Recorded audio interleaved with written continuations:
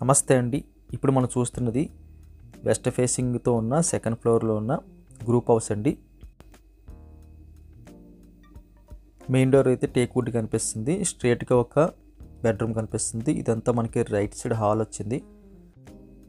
Ceiling వర్క్తోనే would వర్క్తో ఉన్న group house అండి. ఇది మంచి ఆప్షన్ అని చెప్పొచ్చు తక్కువ బడ్జెట్లో.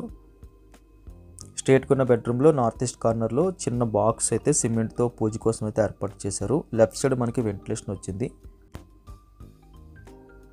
స్ట్రేట్గా మనకి బాల్కనీలోకి అయితే ఎంట్రీ కనిపిస్తుంది. ఇది మనకి సెకండ్ బెడ్రూమ్ అండి. రైట్ సైడ్ కొన్ని సెల్ఫ్లు కనిపిస్తున్నాయి. బిల్డింగ్ క్వాలిటీ అయితే చాలా స్ట్రాంగ్ అనిపించింది. ఇది ఫ్రంట్ రోడ్డు వైపు అయితే మనకి బాల్కనీ వస్తుందండి. బాల్కనీ సైజ్ అయితే వెరీ లార్జ్ స్కేల్లో కనిపిస్తుంది.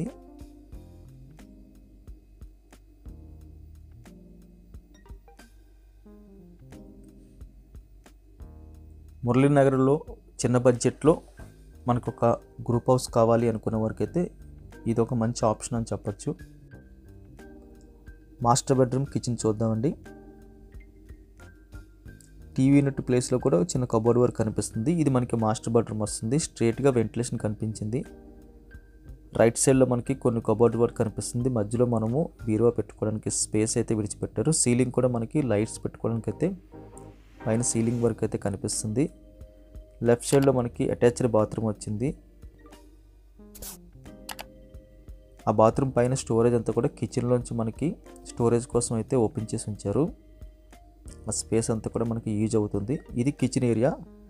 కిచెన్ అయితే వెరీ బిగ్ సైజ్ అని చెప్పొచ్చు. ఎందుకంటే డైనింగ్ టేబుల్తో పాటు మన కిచెన్ అయితే యూజ్ అవుతుంది.